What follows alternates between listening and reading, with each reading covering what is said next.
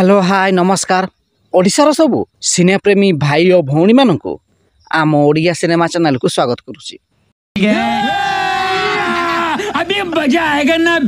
आज कथा हवा ओडिया अभिनेता बुद्धादित्य महांती डबल रोल अभिनय करिथिबा ओडिया सिनेमा विषय रे।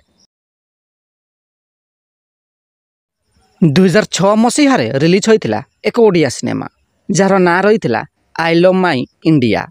एही सिनेमा को निर्देशना देइथिले संग्राम विश्वास, संगीत निर्देशना देइथिले प्रेम आनंद।